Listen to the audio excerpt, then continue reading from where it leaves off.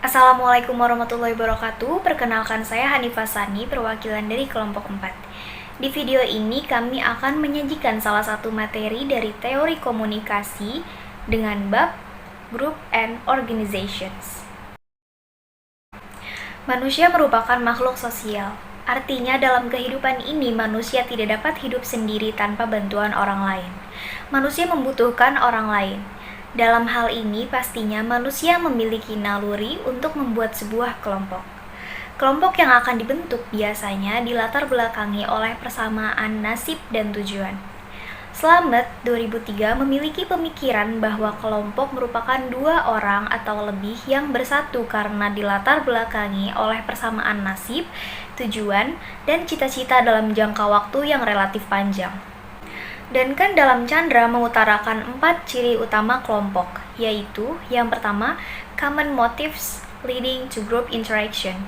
Artinya, minimal anggota pada suatu kelompok harus memiliki tujuan dan cita-cita bersama.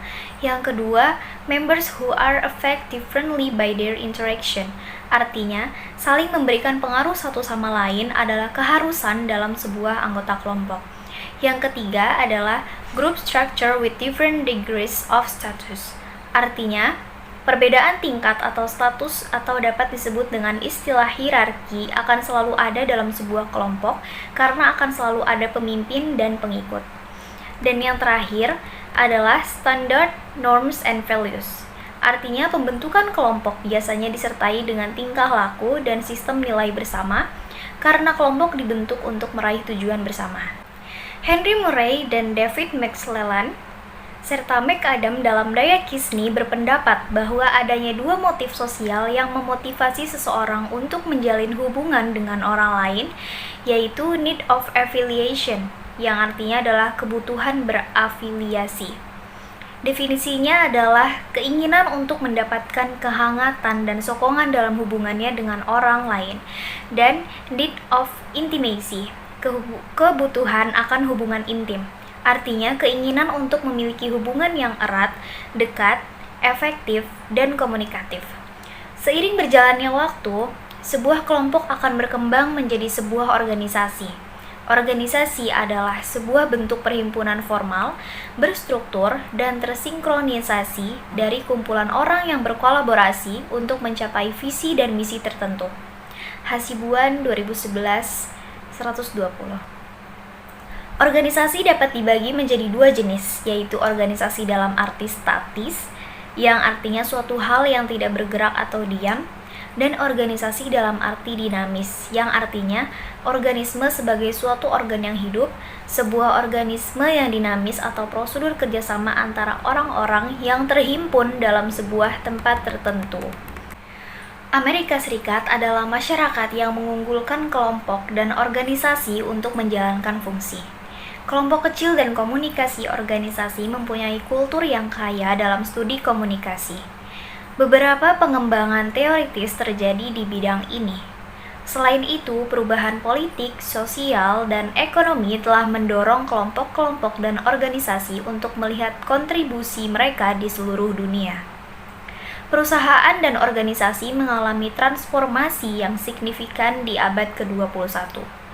Keempat teori yang ada dalam Groups and Organizations meninjau pengaruh yang merubah waktu terhadap kelompok dan organisasi. Masing-masing teori menunjukkan peran anggota kelompok atau karyawan dengan cara yang berbeda. Sebagai contoh, pemikiran kelompok menyampaikan bahwa anggota kelompok dapat memiliki hubungan yang sedemikian rupa sehingga mereka gagal mempertanyakan tujuan atau tugas kelompok tersebut. Teori strukturasi melihat individu dan kelompok terbatasi dan didorong oleh struktur organisasi. Seorang karyawan dapat terikat oleh sebuah aturan atau norma sebuah perusahaan atau menerobos struktur yang ada dan memanfaatkan kreativitas pribadi. Dalam teori kebudayaan organisasi, seorang karyawan ditafsirkan sebagai bagian dari budaya sebuah perusahaan, diposisikan untuk mengembangkan dan mendukung prinsip dari nilai perusahaan. Mencoba mencerna sebuah informasi yang tidak jelas, menyimpang, atau ambigu adalah makna dari teori informasi organisasi. Teori ini memaparkan bagaimana anggota suatu organisasi mampu keluar dari kondisi yang memusingkan saat bekerja. Teori-teori tersebut membantu kita dalam mempelajari dan mendalami beberapa bidang yang menarik, termasuk pembuatan keputusan, pengaruh sosial, aturan, iklim perusahaan, hingga kepuasan karyawan. Kasus yang kami ambil adalah perubahan organisasi Papua Merdeka (OPM) ke kelompok kriminal bersenjata (KKB). Hingga saat ini, kelompok kriminal bersenjata (KKB) masih menjadi sorotan tersendiri bagi masyarakat Papua. Baru-baru ini, 3 anggota TNI gugur diserang KKB di Kabupaten Puncak, Papua. Tepatnya pada hari Kamis, tanggal 27 Januari 2022.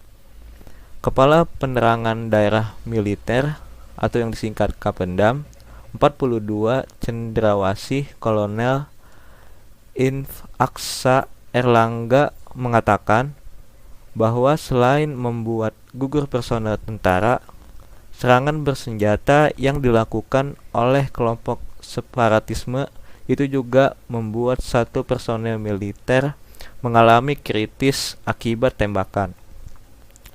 Para personel TNI yang gugur diantaranya adalah Serda Rizal Maulana Arifin, 24 tahun, dan tim 2 Pos Koramil Gome.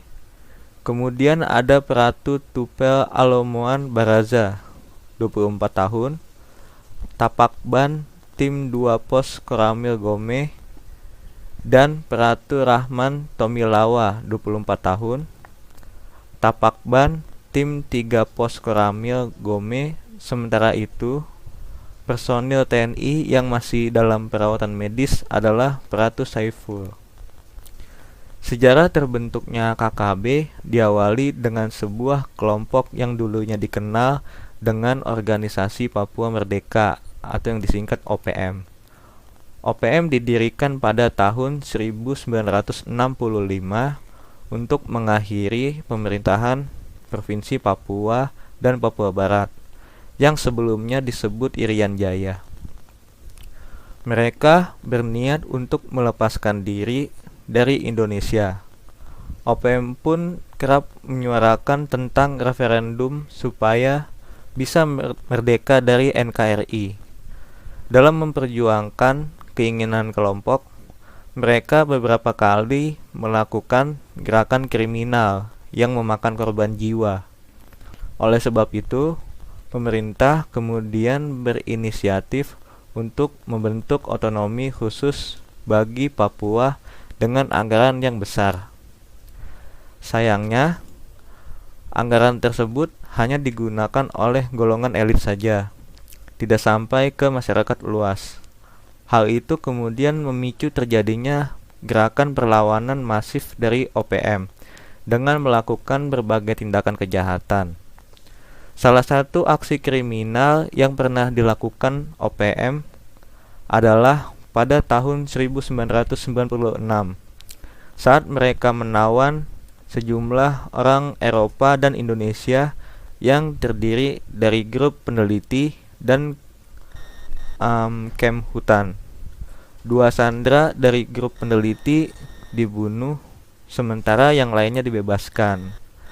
Karena aksinya, OPM kerap dicap sebagai organisasi kriminal. Oleh karena itu, istilah OPM kemudian diganti menjadi KKB atau kelompok kriminal bersenjata. Apabila ada salah satu kelompok KKB Papua yang tertangkap, mereka akan langsung ditahan karena alasan kriminalitas. Karena tujuan KKB adalah ingin melepaskan Papua dari NKRI. Maka kelompok ini dianggap sebagai gerakan separatis yang dapat mengancam keutuhan negara. Menurut catatan, KKB kerap beraksi di wilayah pegunungan di Papua. Beberapa kabupaten yang sampai saat ini dianggap rawan dari aksi mereka seperti Puncak, Yahukimo, Nduga, dan Intan Jaya. Sementara itu, Ada 5 kelompok yang sudah dipetakan dengan para pemimpinnya, yakni Lekagak, Telenggen, Egyanus Kogoya, Joni Botak, Demianus Magai Yogi, dan Sabinus Waker. Dari 5 kelompok itu, Lekagak, Telenggen, dan Egyanus Kogoya dianggap sebagai yang paling berbahaya. Sampai saat ini, KKB Papua sulit diberantas karena mereka berbekal persenjataan lengkap dan mutakhir. Beberapa aksi kejahatan yang pernah dilakukan KKB Papua adalah melakukan penyerangan terhadap pekerja, pembacokan, penembakan, serta pembakaran rumah dan sekolah di beberapa wilayah di Papua. Anggota Komisi 1 DPR RI Hasanuddin menilai perubahan nama kelompok separatis di Papua oleh pemerintah justru menyuburkan kekerasan itu sendiri. Sebelumnya, kelompok ini diberi nama Organisasi Papua Merdeka atau yang disingkat OPM. Kemudian diubah menjadi kelompok kriminal bersenjata atau KKB. Kelompok separatis ini memang sejak dulu ingin merdeka, apalagi mereka juga punya kenangan trauma yang cukup lama di era Orde Baru. Ada trauma yang mendalam pada masyarakat Papua di era Orba tanpa memperhatikan HAM. Ada 11 kali operasi militer yang pernah dilakukan. Inilah yang menimbulkan trauma masyarakat Papua, kata Hasanuddin kepada pers baru-baru ini di Jakarta. Hasanuddin bercerita ketika dirinya masih menjabat ajudan Presiden Habibie, pernah diminta untuk mengundang 100 tokoh ke Papua ke Jakarta. Terjadi perdebatan dalam pertemuan tersebut. Para tokoh Papua ini minta referendum karena ada keinginan lepas dari NKRI. Akhirnya, ketika diambil kebijakan berupa pemberian otonomi khusus (OTSUS) bagi Papua, lalu digelontorkanlah anggaran besar ke Papua. Namun, kata politikus PD Perjuangan itu, anggaran OTSUS hanya dinikmati kaum elit Papua. Anggaran seperti tak mengalir ke lapisan rakyat paling bawah.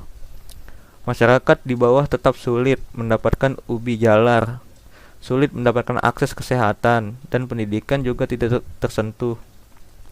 Ungkapnya lebih lanjut.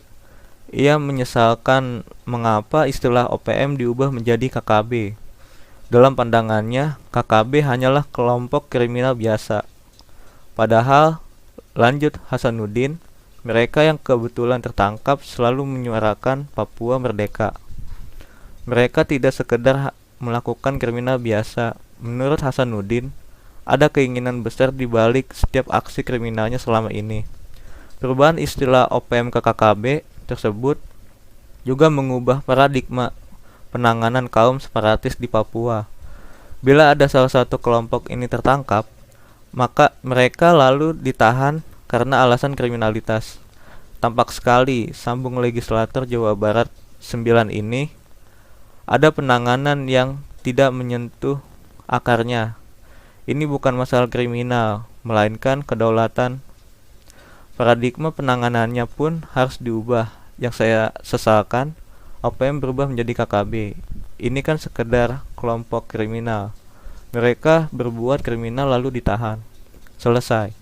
Padahal di masa OPM, mereka yang tertangkap tetap saja ingin merdeka. Mereka tidak sekedar berkelompok untuk berbuat jahat. Justru di masa KKB, kelompok bersenjata ini semakin besar kilahnya. Menurut Hasanuddin, kelompok bersenjata di Papua justru semakin bagus persenjataannya. Mereka mendapatkannya dari hasil selundupan atau rampasan.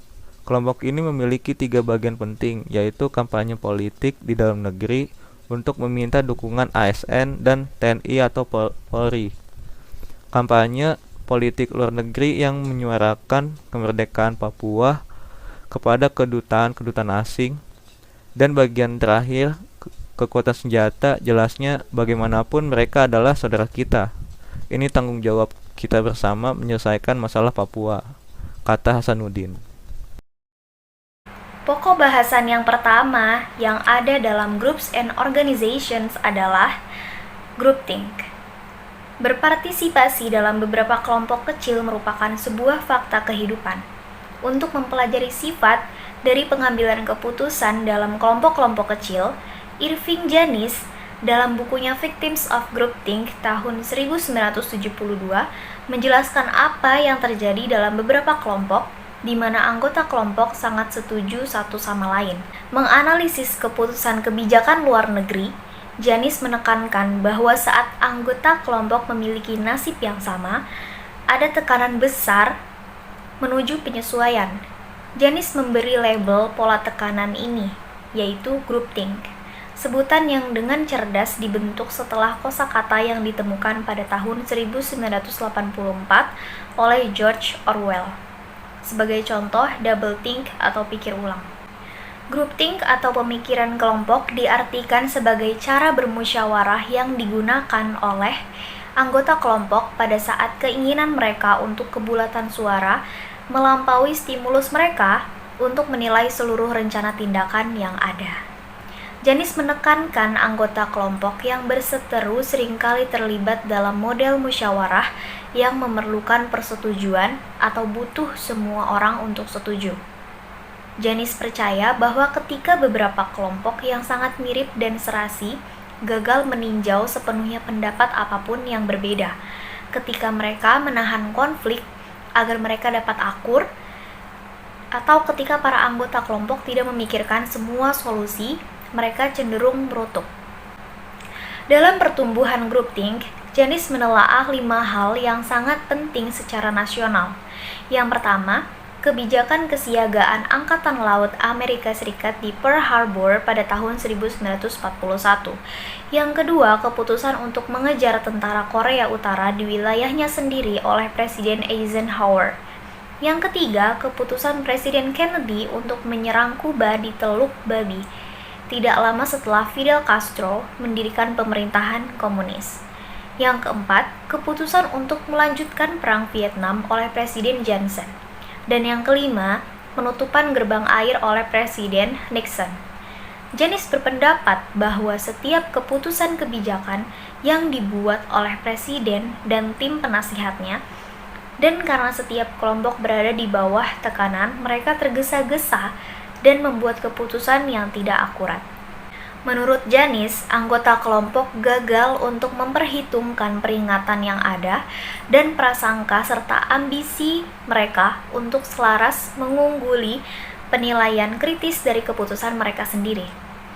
Randy Hirokawa, Dennis Goran, dan Amy March tahun 1988 sampai pada kesimpulan bahwa pengambilan keputusan yang keliru menjadi ciri bencana pesawat ulang-alik Challenger. Selain itu, John Schwartz dan Matthew Walt tahun 2003 menanggapi bahwa segala prinsip dari groupthink bekerja sewaktu Columbia, pesawat ulang-alik lainnya, rusak. Sebuah analisis cepat oleh penerbang raksasa Boeing dan insinyur mereka memperlihatkan bahwa orang pintar yang bekerja secara kolektif dapat lebih bodoh daripada jumlah otak mereka. Selanjutnya adalah asumsi pemikiran kelompok atau groupthink. Groupthink adalah sebuah teori yang terpaut dengan komunikasi kelompok kecil. Faktanya, untuk menandaskan pentingnya kelompok-kelompok kecil, Marshall Scott Paul tahun 1998 beropini bahwa kelompok kecil tersebut harus menjadi unit dasar analisis. Salah satu karakteristik kehidupan kelompok yaitu cohesiveness, yaitu kesatuan atau integritas yang merupakan asumsi pertama dari groupthink. Ada kondisi dalam kelompok yang mempromosikan keterikatan tinggi. Ernest Borman tahun 1996 meninjau bahwa anggota kelompok seringkali memiliki sentimen atau investasi emosional yang sama, dan sebagai hasilnya mereka cenderung untuk mempertahankan identitas kelompok. Cohesiveness diartikan sebagai sejauh mana anggota kelompok bersedia untuk bekerja sama. Kohesi muncul dari sikap, nilai, dan pola perilaku kelompok. Kohesif merupakan kondisi di saat para anggota sangat terpikat dengan sikap, nilai, dan perilaku anggota lain. Ini biasanya sebuah usaha terpadu, merupakan asumsi kedua dari groupthink, untuk memeriksa proses pemecahan masalah dalam kelompok-kelompok kecil. Dengan demikian, kami bermaksud bahwa orang tidak cenderung mengganggu pengambilan keputusan dalam kelompok-kelompok kecil. Untuk membahas asumsi ketiga, kita perlu memperhatikan kompleksitas kelompok-kelompok kecil dan keputusan-keputusan yang muncul dari kelompok-kelompok ini. Marvin Shaw tahun 1981 dan Randy Fujishin tahun 2007 mengupas beberapa isu tambahan terkait kelompok. Mereka mencatat bahwa terdapat berbagai pengaruh dalam kelompok kecil, yaitu usia anggota kelompok, sifat kompetitif anggota kelompok, ukuran kelompok, kecerdasan anggota kelompok, komposisi gender kelompok, dan gaya kepemimpinan yang muncul dalam kelompok. Selanjutnya adalah apa yang terjadi sebelumnya, kondisi anteseden dari groupthink. Janis tahun 1982 mengemukakan pendapat bahwa ada 3 kondisi yang mendorong pemikiran kelompok, yaitu yang pertama, kekompakan kelompok pembuat keputusan yang tinggi, yang kedua, karakteristik struktural spesifik dari lingkungan tempat kelompok tersebut berfungsi, dan yang ketiga, karakteristik internal dan eksternal yang penuh tekanan dari organisasi. Yang pertama adalah kekompakan kelompok. Kohesi dapat menimbulkan beberapa perasaan positif mengenai pengalaman kelompok dengan para anggota kelompok untuk sebagian besar kelompok. Tetapi, kohesi juga dapat menimbulkan keresahan. Janis tahun 1982 menjelaskan bahwa kelompok yang sangat kohesif memberikan tekanan besar pada anggota mereka untuk menyesuaikan diri dengan standar kelompok. Janis percaya bahwa ketika kelompok mencapai tingkat kekompakan yang tinggi, euforia ini cenderung melumpuhkan pendapat dan alternatif lain. Selanjutnya adalah faktor struktural. Janis mencatat bahwa karakteristik struktural tertentu atau kesalahan mendorong pemikiran kelompok. Mereka termasuk isolasi kelompok, kurangnya kepemimpinan yang tidak memihak, kurangnya prosedur yang jelas untuk keputusan, dan homogenitas latar belakang anggota kelompok. Selanjutnya adalah tekanan kelompok. Kondisi anteseden terakhir dari groupthink memiliki kaitan dengan tekanan pada kelompok, yaitu tekanan internal dan eksternal pada kelompok yang dapat membangkitkan pemikiran kelompok. Ketika tekanan tinggi, para anggota kelompok biasanya berkumpul di sekitar pemimpin mereka dan menegaskan keyakinan mereka. Selanjutnya kita akan membahas mengenai gejala groupthink. Janis tahun 1982 mengamati 3 macam gejala groupthink. Di antaranya adalah penilaian yang berlebih kepada anggota kelompok, pikiran yang tertutup, dan tekanan dari kelompok menuju keseragaman. Gejala groupthink yang pertama adalah overestimasi sebuah kelompok atau penilaian berlebih kepada suatu kelompok. 2 gejala spesifik ada dalam kategori ini, yaitu ilusi kekebalan dan kepercayaan pada moralitas yang melekat pada kelompok. Ilusi kekebalan dapat dimaknai sebagai keyakinan kelompok bahwa mereka cukup istimewa untuk mengatasi hambatan atau kemunduran. Selanjutnya, keyakinan pada moralitas inheren kelompok. Janis tahun 1982 berpendapat bahwa ketika beberapa anggota kelompok memiliki keyakinan moralitas yang melekat pada kelompok, mereka dikatakan mengadopsi posisi bahwa kita adalah kelompok yang baik dan bijaksana. Yang kedua, gejala groupthink kedua adalah pikiran tertutup. Ketika sebuah kelompok berpikiran tertutup, mereka cenderung mengabaikan pengaruh eksternal pada kelompok tersebut. 2 gejala yang dibahas Janis dalam kategori ini adalah stereotip kelompok luar dan rasionalisasi kolektif. Selanjutnya, gejala groupthink yang terakhir adalah tekanan menuju keseragaman. Tekanan menuju keseragaman dapat sangat besar untuk beberapa kelompok. Janis mempercayai bahwa beberapa kelompok yang ikut bergaul mungkin sedang menyiapkan diri untuk groupthink. 4 gejala dalam kategori ini adalah sensor diri, ilusi kebulatan suara, kehadiran main guard yang ditunjuk sendiri, dan tekanan langsung pada pembangkang. Kaitan kasus dengan materi adalah sebagaimana yang dikatakan oleh Irving Janis bahwa group think theory merupakan sebuah kondisi yang berkaitan dengan cara suatu anggota kelompok menyeimbangkan kebutuhan mereka untuk meraih suatu keputusan atau tujuan bersama. Dalam kasus ini, OPM atau KKB memiliki beberapa individu di dalamnya yang memiliki nasib serta tujuan yang sama, yaitu ingin merdeka dari NKRI. Dikarenakan mereka memiliki nasib yang sama, yakni trauma kenangan lama di era Orde Baru yang tanpa memperhatikan HAM. Ada beberapa asumsi dari group think yang ada pada kasus ini. Di antaranya adalah yang pertama, tingkat kohesivitas. Tingkat kohesivitas sebuah kelompok dapat dilihat dengan adanya aspek kohesi sosial emosional yang mendominasi OPM atau KKB. Para anggota kelompok di dalamnya memiliki nasib dan perasaan yang sama, sehingga terjadi keselarasan dalam group think yang membuat pengambilan keputusan mereka sangat kuat. Namun, seperti yang dikemukakan oleh Janis, bahwa tingkat kohesivitas yang terlalu tinggi dapat menimbulkan keresahan. Pada kasus ini, tingkat kohesivitas yang berlebihan dalam kelompok atau organisasi ini adalah keinginan besar untuk merdeka, dan dendam mereka yang terlalu besar mengakibatkan mereka beberapa kali melakukan gerakan kriminal yang memakan korban jiwa. Asumsi yang kedua adalah proses pemecahan masalah. OPM atau KKB pastinya memiliki pemimpin yang mengatur segala rencana untuk mewujudkan keinginan dan kebutuhan mereka, termasuk dalam hal pengambilan keputusan. Ketika pemimpin dan para anggota memiliki keinginan yang sama dan selaras, maka mereka akan bersatu untuk memecahkan sebuah masalah. Dalam kasus ini, mereka memiliki sebuah pemikiran untuk memecahkan masalah dengan cara memberontak agar perjuangan mereka untuk merdeka dapat dilihat oleh halayak luas. Kemudian, asumsi yang ketiga adalah sifat dasar dari kebanyakan kelompok. Terdapat banyak pengaruh dalam kelompok, di antaranya perbedaan usia, sifat kompetitif individu, ukuran kelompok, kecerdasan anggota, komposisi gender, dan gaya kepemimpinan.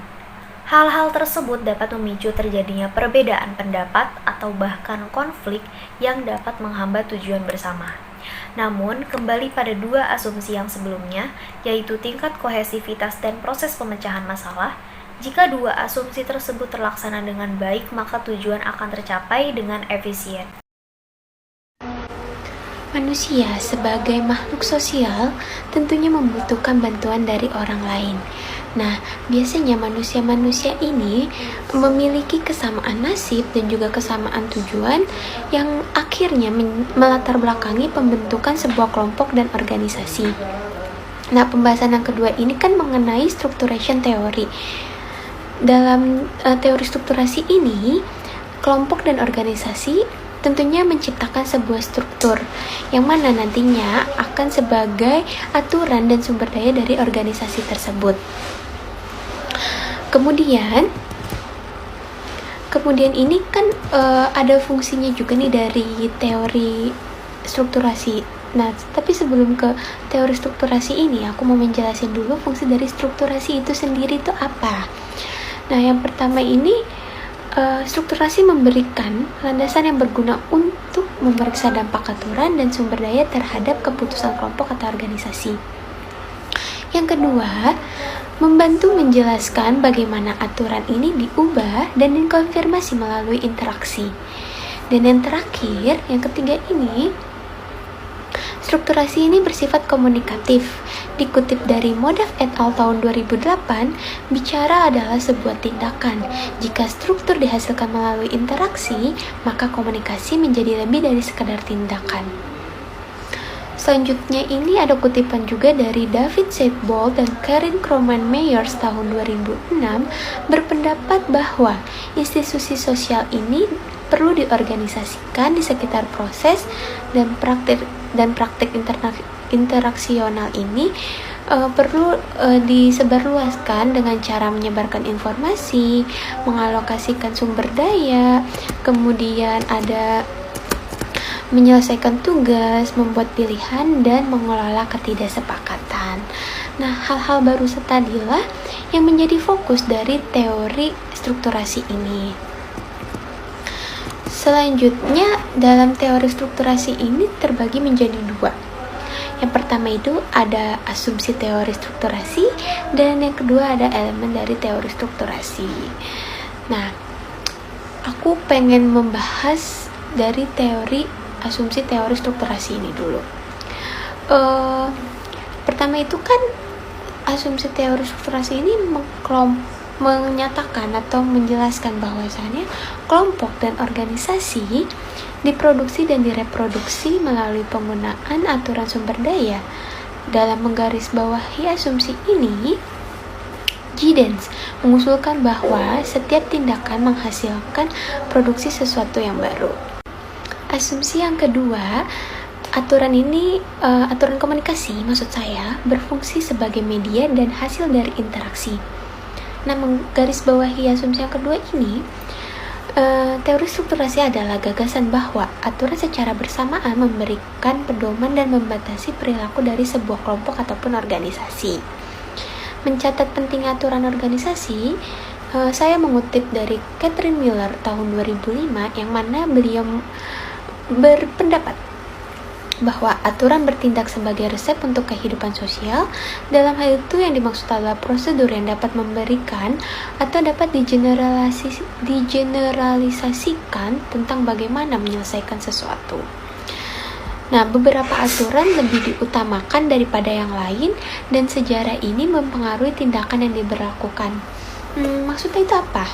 Jadi maksudnya ini, jika aturan bekerja lebih baik atau aturan ini bekerja dengan baik di masa lalu, maka aturan itu dapat dipertahankan.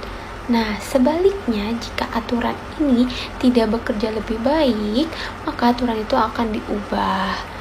Gitu. Nah, dalam perubahan ini tentunya tidak sembarangan, tentunya juga memiliki sebuah tantangan yang mana nantinya lebih efisien atau produktif dalam mencapai tujuan kelompok atau organisasi. Nah, asumsi yang ketiga ini, struktur kekuasaan hadir dalam organisasi untuk memandu sebuah organisasi dalam mengambil keputusan. Setelah mengetahui asumsi dari teori strukturasi, selanjutnya kita akan membahas mengenai elemen dari teori strukturasi. Untuk lebih memahami teori strukturasi ini, kita akan melihat unsur-unsur penting dalam memahami kompleksitas aturan dan pengaruhnya terhadap komunikasi yang terjadi dalam sistem. Yang pertama itu ada agensi dan refleksivitas. Kalian tahu gak sih agensi dan refleksivitas itu apa? Mungkin banyak dari kalian yang sudah tahu, dan mungkin banyak dari kalian juga yang belum memahami. Nah, untuk itu aku mau membahasnya. Kita simak sama-sama ya. Kalau agen ini, pertama kita bahas yang agensi dulu. Nah, agen ini mengacu pada orang yang terlihat dalam perilaku ini. Sebagai contoh misalnya gini, saya sebagai mahasiswi ilmu komunikasi UNJ 2021 memasuki atau menghadiri kelas teori komunikasi. Nah, jika konteks kelas ini menjadi pengatur kuliah, mungkin bisa menentukan perilaku saya di kelas tersebut. Misalnya, dosen saya ini memberikan rules, jika ingin bertanya harus raise hand atau tunjuk tangan. Nah, terus kemudian, jadi jika saya ingin bertanya, maka saya harus raise hand terlebih dahulu, baru dipersilahkan seperti itu. Nah, sedangkan untuk refleksivitas ini mengacu pada kemampuan subjek untuk memantau tindakan. Nah, itu dia definisi dari agensi dan refleksivitas. Nah, setelah teman-teman memahami definisi keduanya, selanjutnya dalam organisasi tentunya keduanya ini berfungsi, yang mana untuk merefleksikan struktur dan sistem yang ada. Para anggota kelompok atau organisasi juga memiliki kemampuan untuk mengidentifikasi tujuan dari kelompok atau organisasi tersebut. Nah, dalam melakukan hal itu dinamakan sebuah kesadaran. Nah, kesadaran ini ada dua ternyata.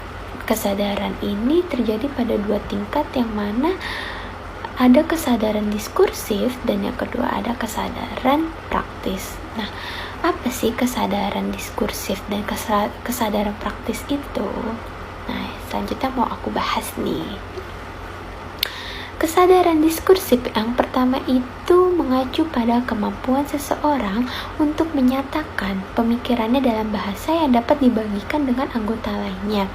Dengan kata lain, kesadaran ini berkaitan dengan pengetahuan yang dapat diungkapkan melalui kata-kata kepada orang lain.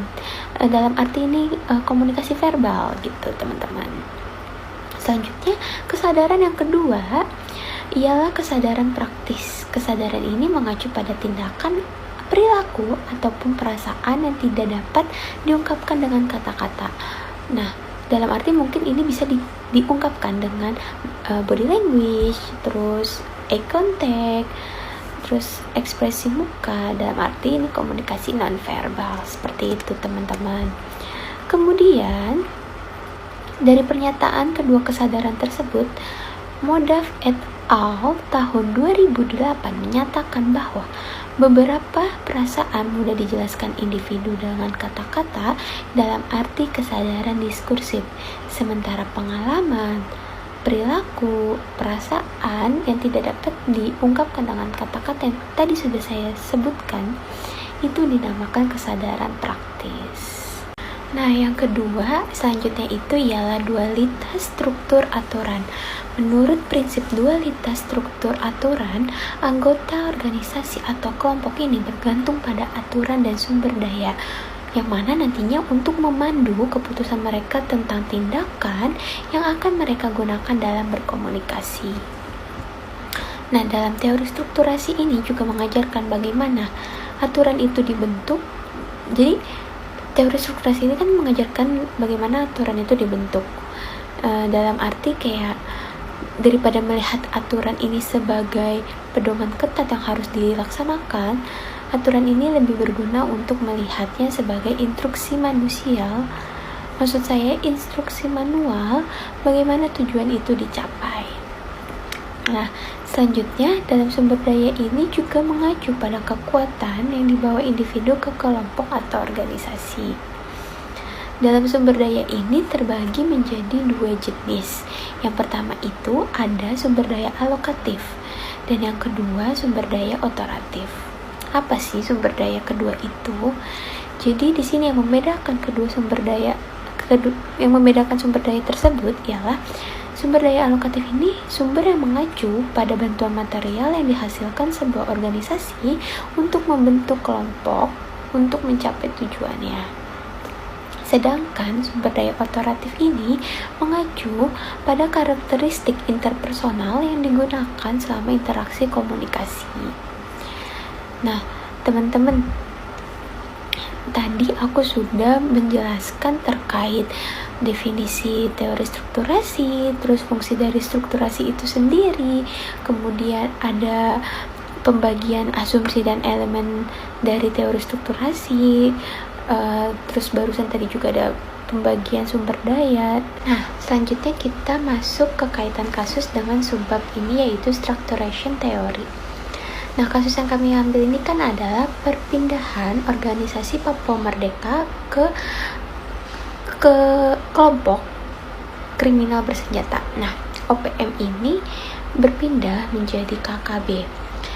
Dalam kaitan kasus ini, OPM terdapat struktur organisasi tertentu dan juga aturannya. Pada sebab ini juga membahas bahwasannya organisasi berfungsi untuk mencapai tujuan dengan struktur. Nah, strukturasi ini sendiri memberikan landasan yang berguna untuk memeriksa dampak aturan dan sumber daya terhadap keputusan kelompok atau organisasi. Nah, organisasi Papua Merdeka ini atau yang dikenal dengan OPM terbentuk karena keputusannya untuk memisahkan diri dari NKRI. Nah, untuk lebih fokusnya lagi, kami akan mengkaitkan kasus ini ke dalam asumsi dan juga elemen dari teori structuration ini. Dalam teori ini, kekuasaan memegang peranan penting untuk mencapai tujuan, dan sebuah struktur ini hadir dalam sebuah organisasi sebagai kekuasaan yang memandu keputusan dalam organisasi ataupun kelompok. Begitu juga dalam organisasi Papua Merdeka. Terdapat kekuasaan dalam organisasi tersebut yang membuat mereka ingin merdeka dari NKRI. Nah, masing-masing tindakan inilah yang memacu mereka dalam membuat keputusan itu. Mengapa hal ini terjadi? Karena awalnya seperti ini. Pada masa Orde Baru sudah terjadi 11 kali operasi militer yang mana saat itu membuat masyarakat Papua trauma. Mengapa? Karena pada masa itu pemerintah belum memperhatikan hak asasi manusia. Seperti itu. Nah, selanjutnya fokus kaitan kasus dengan elemen teori strukturasi ini mengacu pada agensi dan juga refleksivitas. Seperti yang diketahui, agen ini mengacu kepada orang-orang yang terlibat dalam gerakan organisasi. Nah, dalam hal ini organisasi yang dimaksud adalah Organisasi Papua Merdeka atau OPM. Nah, sedangkan refleksivitas dalam kasus ini bergantung pada kemampuan anggota dari organisasi Papua Merdeka sendiri dalam memantau tindakan. Sehingga Lanjut ke pembahasan bab Organizational Cultural Theory. Metafora budaya, jaring laba-laba dan organisasi. Pakanowski dan Odano Trujillo 1982 percaya bahwa budaya organisasi menunjukkan apa yang merupakan wilayah pendidikan yang sah. Dengan kata lain, budaya organisasi adalah inti dari kehidupan organisasi. Mereka menerapkan prinsip-prinsip antropologis untuk mengembangkan teori mereka. Secara khusus, mereka mengangkat pendekatan simbolik interpretif yang dikemukakan oleh Clifford Geertz tahun 1973. Dalam teori mereka, Geertz berpendapat bahwa manusia diibaratkan sebagai binatang yang digantung di jaring-jaring, yang berarti ia mengatakan bahwa setiap orang membuat jaringnya sendiri. Pakanowski dan Odano Trujillo tahun 1982 mengomentari metafora Geertz. Jaring tidak hanya ada, tetapi juga berputar. Itu berputar ketika orang sedang melakukan bisnis, menafsirkan dunia mereka sebagai masuk akal, yaitu ketika mereka berkomunikasi. Ketika mereka berbicara, menulis drama, menyanyi, menari, berpura-pura sakit, mereka berkomunikasi dan mereka membangun budaya mereka. Jaring adalah sisa proses komunikasi. Geertz memanggil gambar jaring laba-laba dengan sengaja. Ia percaya bahwa budaya itu diibaratkan sebagai jaring yang dipinta oleh laba-laba. Artinya, jaring adalah desain yang rumit dan setiap jaring berbeda dari jaring yang lainnya. Selain itu, jaring mewakili kekuatan, kehidupan, dan kohesi, tetapi juga hal-hal yang membutuhkan pemeliharaan terus-menerus. Mendasarkan kesimpulannya pada berbagai budaya di seluruh dunia, Geertz berpendapat bahwa semua budaya berbeda dan keunikannya harus dirayakan. Untuk memahami suatu budaya, Geertz percaya bahwa peneliti harus mulai fokus pada makna yang dimiliki bersama di dalamnya. Asumsi teori budaya organisasi. Asumsi ini menekankan pada proses atau pandangan organisasi yang dianut oleh Pakanowski dan Odano Trujillo. Yang pertama, anggota organisasi menciptakan dan memelihara rasa bersama tentang realitas organisasi, menghasilkan pemahaman yang lebih baik tentang nilai-nilai organisasi. Yang kedua, penggunaan dan interpretasi simbol sangat penting bagi organisasi budaya.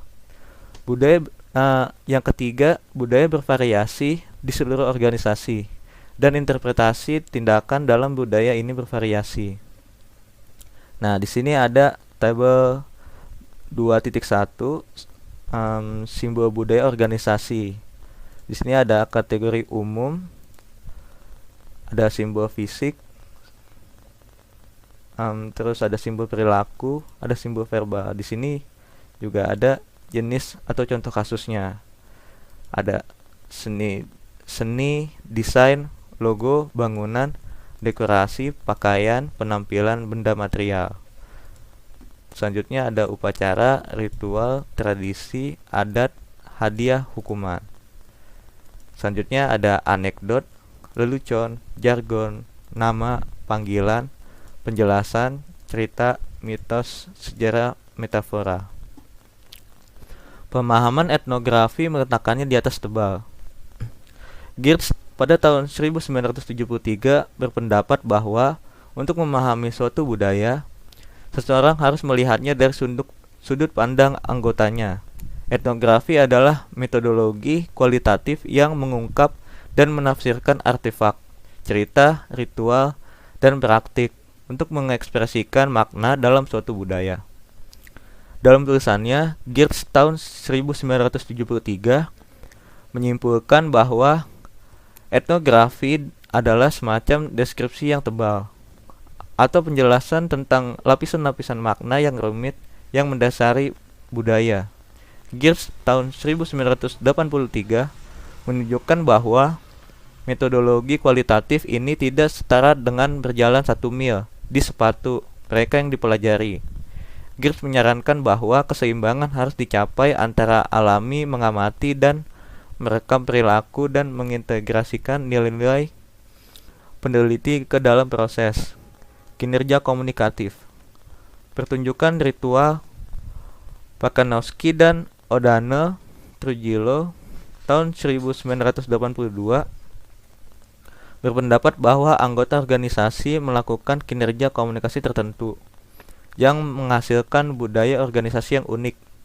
Kinerja merupakan metafora yang menunjukkan proses simbolis untuk memahami perilaku manusia dalam suatu organisasi. Para ahli teori menggambarkan 5 pertunjukan budaya: ritual, gairah, sosial, politik, dan enkulturasi. Pertunjukan komunikasi yang terjadi secara teratur dan berulang-ulang disebut pertunjukan ritual. Ritual mencakup 4 jenis: pribadi, tugas, sosial, dan organisasi. Ritual pribadi mencakup hal-hal yang Anda lakukan setiap hari di tempat kerja. Misalnya, banyak anggota organisasi secara teratur memeriksa pesan suara atau email ketika mereka mulai bekerja setiap hari. Ritual tugas adalah perilaku rutin yang berhubungan dengan pekerjaan seseorang. Ritual sosial adalah rutinitas verbal dan nonverbal yang juga mempertimbangkan interaksi dengan orang lain. Misalnya, beberapa anggota organisasi berkumpul untuk happy hour di bar pada hari Jumat merayakan akhir pekan.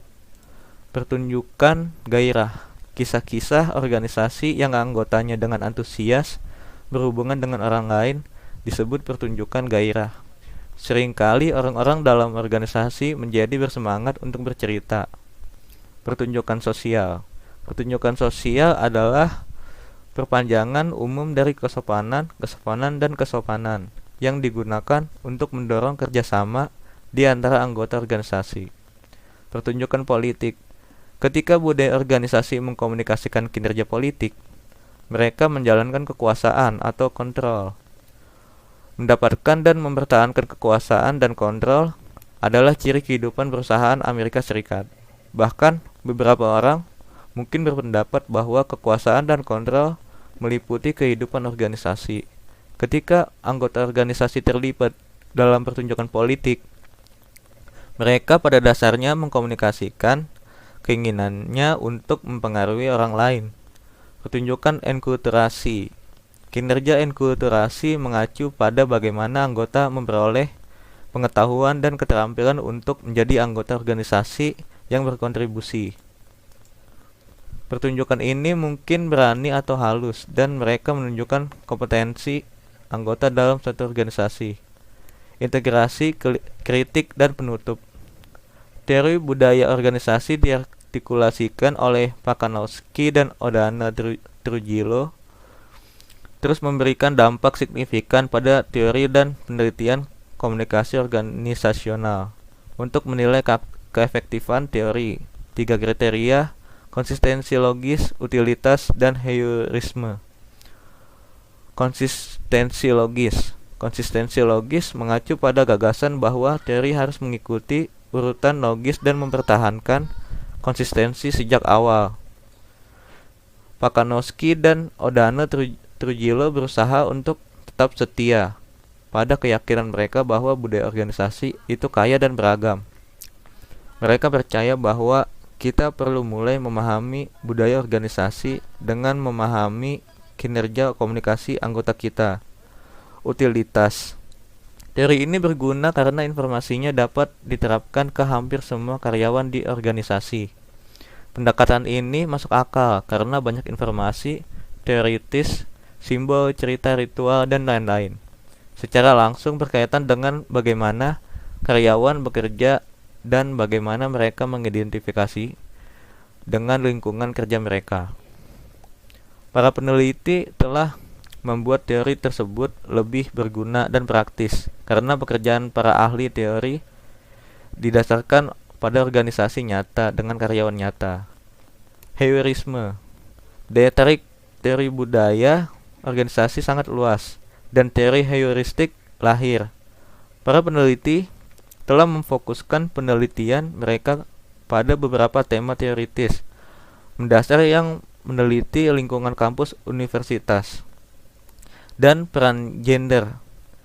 Budaya organisasi dipengaruhi oleh karyawan muslim, aparat penegak hukum, disiplin mahasiswa, dan karyawan hamil. Hal ini menyebabkan akademisi untuk mempertimbangkan budaya organisasi dalam cara mereka mengajar di kelas dan relevan bagi kita dalam pendidikan. Teori ini telah digunakan untuk menguji narasi sarjana dan persepsi mereka tentang cocok untuk kuliah. Kaitan kasus dengan bab Organizational Cultural Theory. Metafora budaya jaring laba-laba dan organisasi. Budaya organisasi merupakan inti dari kehidupan organisasi. OPM juga memiliki kebudayaannya sendiri dalam organisasi tersebut. OPM identik dengan melakukan tindakan yang mengancam nyawa orang lain, seperti contohnya melakukan penyanderaan pada tahun 1996. Hal itu ia lakukan karena ia memberontak dan ingin memisahkan diri dari NKRI. Geertz berpendapat bahwa manusia diibaratkan sebagai laba-laba yang membuat jaringnya sendiri. Budaya diibaratkan sebagai jaringnya, yang artinya jaring adalah desain yang rumit dan setiap jaring berbeda dari yang lainnya. Asumsi teori budaya organisasi. Pandangan organisasi yang dianut oleh Pakanowski dan Odana Trujillo. Anggota organisasi menciptakan dan memelihara rasa bersama tentang realitas organisasi, menghasilkan pemahaman yang lebih baik tentang nilai-nilai organisasi. OPM tidak menerima realita yang ada, bahwa Papua tidak dapat berpisah dengan NKRI, sehingga menimbulkan pemberontakan. Selanjutnya, penggunaan dan interpretasi simbol sangat penting bagi organisasi budaya. Tentunya dalam OPM terdapat simbol-simbol tertentu yang menggambarkan organisasi itu sendiri. Selanjutnya, budaya bervariasi di seluruh organisasi dan interpretasi tindakan dalam budaya ini bervariasi. Tindakan dalam OPM bervariasi, tetapi tindakan dari organisasi ini cenderung ke arah negatif dan merugikan orang lain. Pemahaman etnografi meletakkannya di atas tebal. Geertz tahun 1973 berpendapat bahwa untuk memahami suatu budaya, seseorang harus melihatnya dari sudut pandang anggotanya. Jika ingin mengetahui sifat suatu budaya, maka lihat saja pemikiran anggotanya. Misalnya OPM. Jika dilihat dari anggotanya saja sudah dinilai sering mengancam dan memberontak. Dapat disimpulkan bahwa budaya yang terkandung di dalamnya juga merupakan budaya pemberontakan. Kinerja komunikatif. Pertunjukan ritual. Pakanowski dan Odana Trujillo tahun 1982 berpendapat bahwa anggota organisasi melakukan kinerja komunikasi tertentu yang menghasilkan budaya organisasi yang unik. OPM melakukan komunikasi tertentu dengan cara melakukan pemberontakan. Mereka melakukan hal itu agar dapat diakui dan ditakuti oleh masyarakat. Pertunjukan gairah. Kisah-kisah organisasi yang anggotanya dengan antusias berhubungan dengan orang lain disebut pertunjukan gairah, namun tidak dengan OPM. Mereka cenderung untuk tidak melakukan hubungan dengan orang lain, karena ingin mewujudkan idealis yang telah direncanakan sejak lama. Pertunjukan sosial. Pertunjukan sosial adalah perpanjangan umum dari kesopanan yang digunakan untuk mendorong kerjasama di antara anggota organisasi. Namun dalam OPM, kesopanan yang dimaksud di sini adalah upaya untuk menjalin kerjasama agar dapat merdeka dari NKRI. Pertunjukan politik. Ketika budaya organisasi mengkomunikasikan kinerja politik, mereka menjalankan kekuasaan atau kontrol. OPM menjalankan kekuasaan dan kontrol dalam kehidupan masyarakat dengan cara melakukan aksi terorisme dan pemberontakan. Integrasi, kritik, dan penutup. Konsistensi logis. Upaya yang dilakukan oleh OPM bisa dibilang cukup konsistensi, karena selama organisasi ini masih ada, maka akan membuat ketakutan pada masyarakat, apalagi jika OPM kembali melakukan serangan terhadap suatu instansi. Organizational Information Theory. Berdasarkan teori informasi organisasi yang dikembangkan oleh Carl Weick, pendekatan perlu menggambarkan proses di mana organisasi mengumpulkan, mengelola, dan menggunakan informasi yang mereka terima. Definisi lainnya menyebutkan bahwa organisasi merupakan suatu kumpulan atau sistem individual yang melalui hierarki jenjang dan pembagian kerja berupa mencapai tujuan yang ditetapkan. Fokus utamanya adalah pada pertukaran informasi yang terjadi dalam organisasi dan bagaimana anggota mengambil langkah untuk memahaminya. Teori informasi atau yang disebut OIT, Weick memberi perhatian pada langkah-langkah yang diperlukan untuk mengelola dan menggunakan informasi, karena menjadi lebih sulit untuk menafsirkan informasi yang diterima. Organisasi perlu meminta masukan dari orang lain untuk memahami informasi dan memberikan tanggapan kepada orang yang tepat. Satunya yang konstan adalah perubahan dalam organisasi. Teori ini berfokus pada proses yang dialami organisasi dalam upaya untuk memahami semua informasi yang membombardir mereka setiap hari. Seringkali proses tersebut menghasilkan perubahan dalam organisasi dan anggotanya. Teori sistem umum. Untuk menjelaskan pengaruh informasi dari lingkungan eksternal organisasi, Weick menerapkan teori sistem umum dalam pengembangan pendekatannya untuk mempelajari bagaimana organisasi mengelola informasi. Ludwig von Bertalanffy paling sering dikaitkan dengan pendekatan sistem, karena von Bertalanffy percaya bahwa pola dan keutuhan ada di berbagai jenis fenomena. Sebuah komponen yang penting dari teori sistem umum, salah satunya adalah penting untuk memahami informasi dalam suatu organisasi. Apabila organisasi berharap untuk bertahan dan mencapai tujuannya, maka akan terus terlibat dalam siklus umpan balik untuk mendapatkan informasi yang diperlukan dan mengurangi ketidakpastiannya tentang cara terbaik untuk mencapai tujuannya. Proses ini mencerminkan pendekatan Darwin tentang bagaimana organisasi mengelola informasi. Teori evolusi sosial budaya Darwin. Teori evolusi pada awalnya dikembangkan untuk menggambarkan proses yang dialami oleh organisme untuk hidup berkembang dalam lingkungan ekologi yang menantang. Charles Darwin 1948 menjelaskan adaptasi dalam istilah mutasi yang memungkinkan organisme untuk mengatasi berbagai lingkungannya. Beberapa organisme tidak beradaptasi dan mati, sedangkan yang lain membuat perubahan yang signifikan. Campbell 1965 memperluas teori ini untuk menjelaskan proses organisasi dan anggotanya beradaptasi dengan lingkungan sosial mereka. Teori evolusi sosiokultural mengkaji perubahan yang dilakukan orang dalam perilaku sosial mereka dengan harapan untuk beradaptasi dengan perubahan di lingkungan sosial mereka.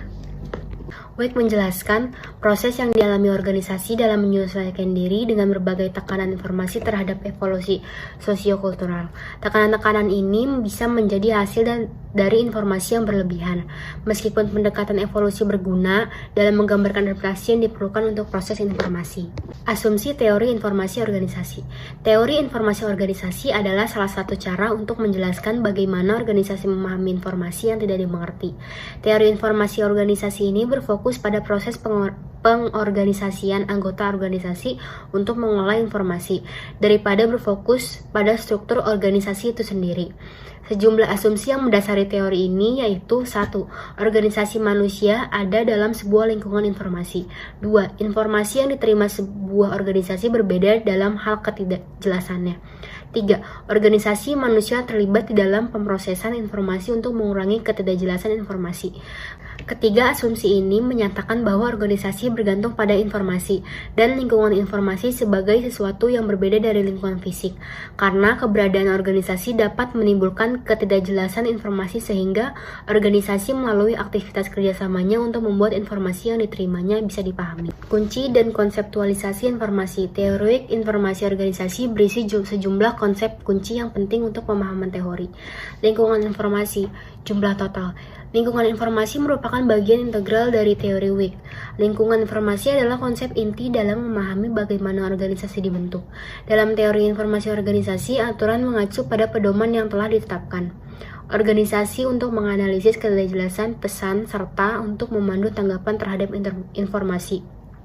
Contohnya, jika salah satu tim tidak paham atas informasi yang diberikan kepada mereka dari teknisi komputer, maka mereka diperintahkan untuk menghubungi pemimpin tim teknisi untuk dijelaskan. WIC memberikan contoh aturan yang mungkin menyebabkan organisasi memilih satu siklus informasi atau umpan balik di atas yang lain untuk mengurangi ketidakjelasan pesan. Aturan-aturan ini termasuk durasi, personil, kesuksesan, dan upaya. Contoh durasi dan aturan personil yang memandu komunikasi dapat dilihat di cerita pembuka. Durasi mengacu pada pilihan yang dibuat oleh organisasi untuk terlibat dalam komunikasi yang dapat diselesaikan dalam waktu paling singkat. Siklus bertindak, menanggapi, menyesuaikan. Jika informasi yang diterima samar-samar, organisasi dapat terlibat dalam serangkaian perilaku komunikasi berupaya untuk mengurangi tingkat ketidakpahaman. WIC memberi label pada sistem perilaku ini. Semakin samar pesan, semakin banyak siklus yang dibutuhkan untuk mengurangi keraguan. Tahap, tindakan, respon, dan penyesuaian. Suatu tindakan mengacu pada pernyataan dan perilaku komunikasi yang digunakan untuk menunjukkan ambiguitas seseorang. Langkah kedua dalam siklus komunikasi adalah respon. Respon dapat diartikan sebagai reaksi terhadap tindakan. Artinya, tanggapan yang mencari klarifikasi dalam pesan samar diberikan sebagai akibat dari tindakan tersebut. Organisasi juga mengartikan bahwa respon sebagai hasil dari penyesuaian yang telah dilakukan terhadap informasi yang awalnya diterima. Prinsip ketidakjelasan. Organisasi menggunakan 3 prinsip ketika berhadapan dengan ketidakjelasan. Pertama, sebuah organisasi harus menganalisis hubungan antara ketidakjelasan informasi, aturan yang dimiliki organisasi untuk menghilangkan ketidakjelasan, dan siklus komunikasi yang harus digunakan. Jika sebuah pesan samar-samar, kemungkinan besar organisasi memiliki sedikit aturan untuk menangani ambiguitas tersebut. Akibatnya, organisasi harus menggunakan lebih banyak komunikasi untuk mengurangi tingkat ketidakjelasan informasi.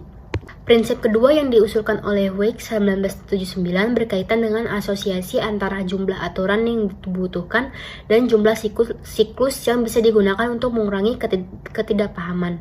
Jika di dalam organisasi hanya memiliki sedikit aturan yang tersedia untuk membantunya mengurangi ketidakpahaman, maka jumlah siklus lebih banyak diperlukan untuk menyaring ambiguitas.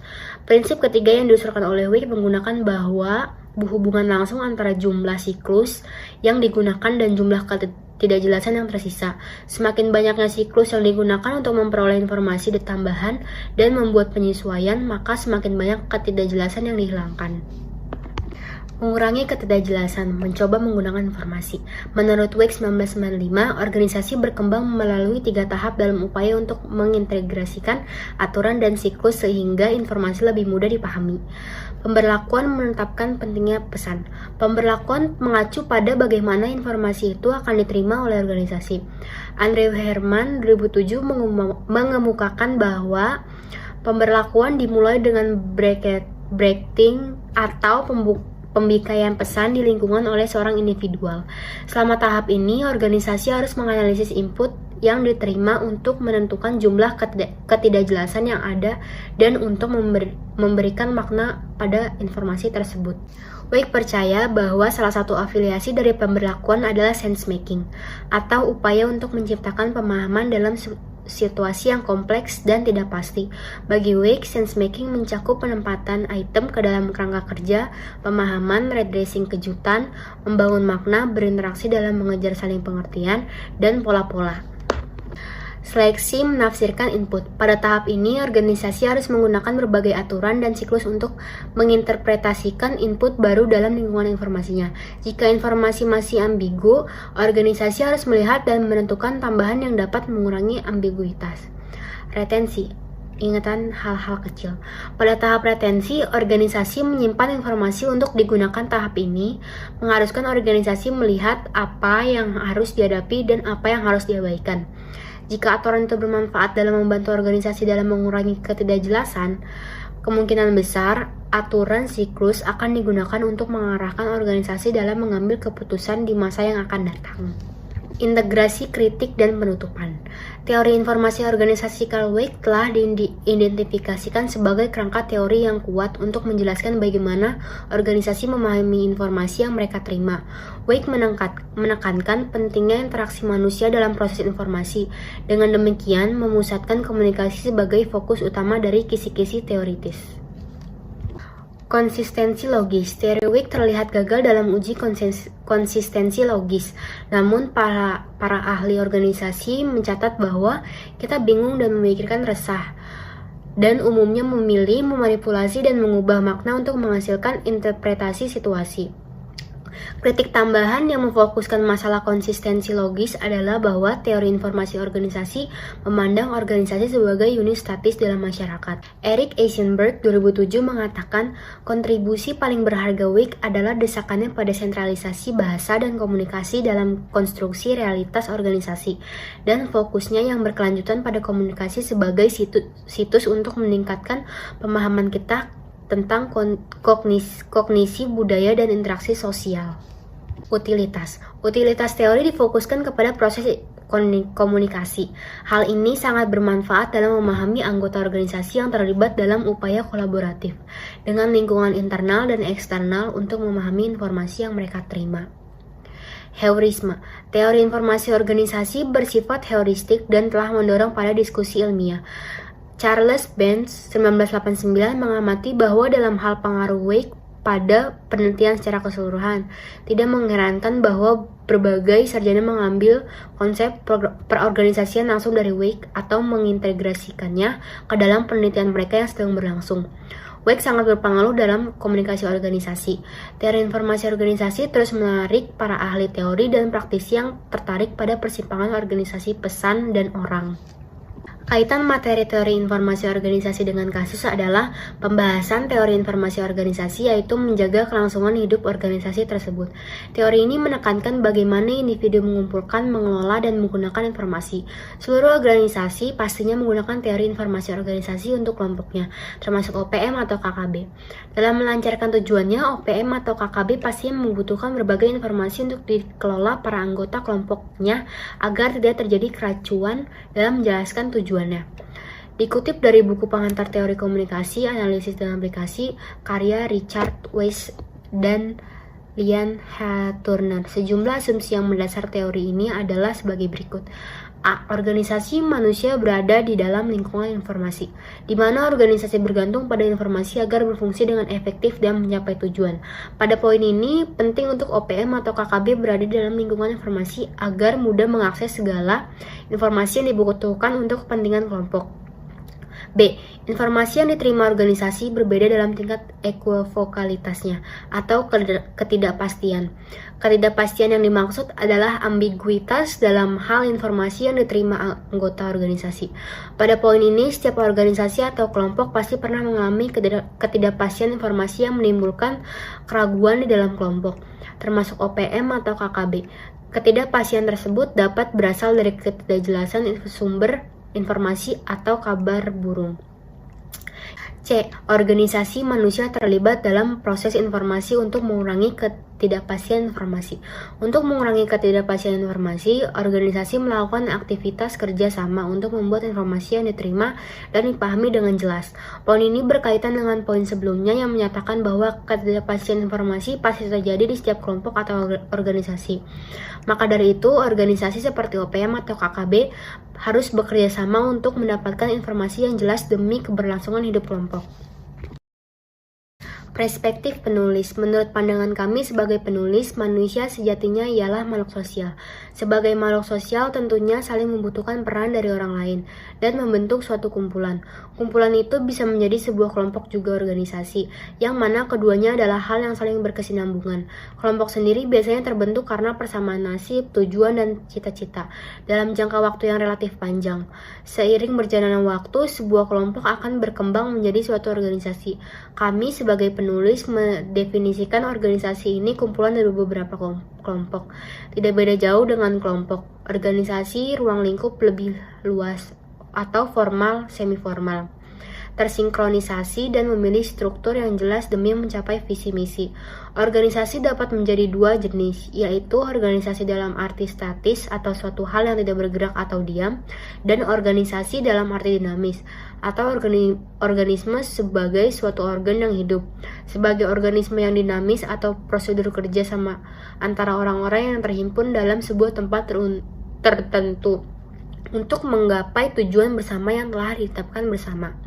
Keempat teori yang ada dalam groups and organization ini meninjau pengaruh yang merubah waktu terhadap kelompok dan organisasi. Masing-masing teori menunjukkan peran anggota kelompok atau karyawan dengan cara yang berbeda. Sebagai contoh, pemikiran kelompok menyampaikan bahwa anggota kelompok dapat memiliki hubungan yang sedemikian rupa, sehingga mereka gagal mempertanyakan tujuan atau tugas kelompok tersebut.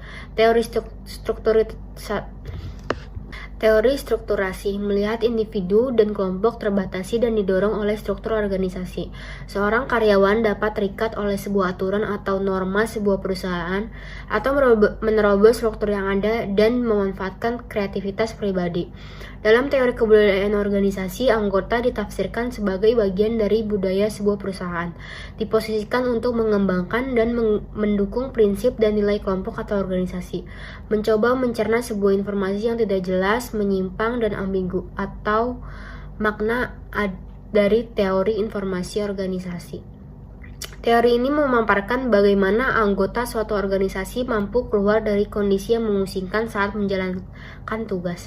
Teori-teori tersebut membantu kami dalam mempelajari dan mendalami beberapa bidang yang menarik, termasuk pembuatan keputusan, pengaruh sosial, aturan, iklim kelompok atau organisasi, hingga kepuasan anggota.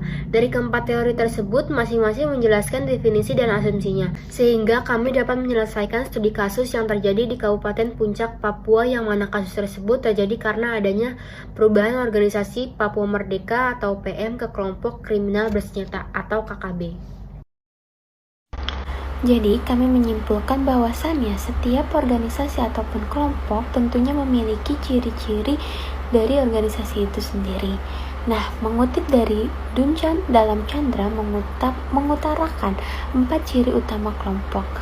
Nah, for the first is common motive leading to group interaction. Maksudnya ini adalah minimal anggota pada suatu kelompok harus memiliki tujuan dan cita-cita yang sama. Second, members who are affected differently by their interaction, yang artinya saling memberikan pengaruh satu sama lain adalah keharusan dalam sebuah anggota kelompok ataupun organisasi. The third is group structure with different degrees of status. Artinya, perbedaan tingkat atau status dapat disebut dengan istilah hierarki yang akan selalu ada dalam sebuah kelompok karena akan selalu ada pemimpin dan pengikut. And the last, fourth is standard norms and value. Artinya pembentukan kelompok biasanya disertai dengan tingkah laku dan sistem nilai bersama. Karena kelompok ini dibentuk untuk meraih tujuan bersama. Kemudian, kami mengutip dari Henry Murray dan David McClelland serta MC Adam dalam Dayak Sini tahun 2006 halaman 157. Mereka berpendapat bahwa adanya dua motif sosial yang memotivasi seseorang untuk menjalin hubungan dengan orang lain, yaitu need of affiliation atau kebutuhan berafiliasi maksud saya, yang artinya keinginan untuk mendapatkan kehangatan dan sokongan dalam hubungannya dengan orang lain. Dan yang kedua ialah need of intimacy, yang artinya kebutuhan akan kehubungan intim. Artinya keinginan untuk memiliki hubungan yang erat, dekat, efektif, dan juga komunikatif. Nah, kelompok dan organisasi ini pun dapat dibagi menjadi dua jenis, yaitu organisasi dalam statis, yaitu suatu hal yang tidak bergerak atau diam, dan yang kedua ialah organisasi dalam arti dinamis. Nah, ini maksudnya organisme sebagai suatu organ yang hidup. Sebuah organisme yang dinamis atau prosedur kerjasama antara orang-orang yang terhimpun dalam sebuah tempat tertentu untuk menggapai tujuan bersama yang telah ditetapkan bersama. Nah, Janis juga berpendapat bahwa setiap keputusan kebijakan yang dibuat oleh presiden dan tim penasehatnya, karena setiap kelompok berada di bawah tekanan, mereka tergesa-gesa dan membuat keputusan yang tidak akurat. Mereka mencatat bahwa terdapat berbagai pengaruh dalam kelompok kecil, yaitu usia anggota kelompok, sifat kompetitif anggota kelompok, ukuran kelompok, kecerdasan anggota kelompok, serta komposisi gender kelompok, dan juga gaya kepemimpinan yang muncul dalam kelompok. Nah, apa yang terjadi sebelumnya? Nah, di sini kondisi antecedent dari grup think Janis tahun 1982 mengemukakan pendapat bahwa ada 3 kondisi yang mendorong pemikiran kelompok. Kondisi yang pertama itu ialah kekompakan kelompok pembuat keputusan yang tinggi. Nah, kondisi yang kedua ini karakteristik struktural spesifik dari lingkungan tempat kelompok tersebut berfungsi, dan kondisi yang ketiga ialah karakteristik internal dan eksternal yang penuh tekanan dari organisasi. Selanjutnya yaitu keyakinan pada moralitas inheren kelompok. Janis tahun 1982 berpendapat bahwa ketika beberapa kelompok atau anggotanya memiliki keyakinan moralitas yang melekat pada kelompok, mereka dikatakan mengadopsi posisi bahwa kita adalah kelompok yang baik dan bijaksana. Nah, pada kasus ini, tingkat kohesivitas yang berlebihan dalam kelompok atau organisasi ini adalah keinginan besar untuk merdeka dan dendam mereka. Keinginan besar dari organisasi Papua Merdeka dalam ingin merdeka dari NKRI, sebab ada dendam mereka yang terlalu besar sehingga mengakibatkan mereka beberapa kali melakukan gerakan kriminal yang memakan korban jiwa. Itulah yang melatar belakangi organisasi Papua Merdeka berpindah menjadi kelompok kriminal bersenjata.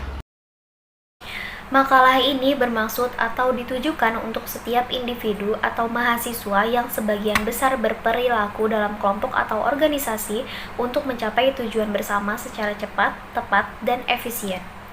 Adapun saran penulis dari maksud dan tujuan penulisan ini adalah semoga makalah ini berguna baik bagi individu atau kelompok dalam kehidupan berorganisasi, serta penulis berharap untuk selalu dicamkan dalam pemikiran terutama bagi mahasiswa yang berperilaku organisasi, bahwa organisasi bisa menyebabkan timbulnya ketidakjelasan informasi yang ada, sebab dalam keorganisasian, informasi akan berlalu lalang setiap harinya dan akan membombardir mereka yang ada di dalamnya. Oleh karena itu, mahasiswa yang terlibat di dalamnya disarankan untuk mengurangi hal-hal yang menyebabkan ketidakjelasan informasi apapun yang ada. Salah satunya adalah dengan terus fokus dan memahami dari informasi demi informasi yang silih berganti datang, melalui aktivitas kerjasama dengan semua orang dari bagian organisasi tersebut, untuk membuat informasi yang diterimanya bisa dipahami baik dari unsur, maksud, maupun tujuannya. Sekian video penjelasan dari kami mengenai Groups and Organizations. Kurang lebihnya mohon maaf. Wassalamualaikum warahmatullahi wabarakatuh.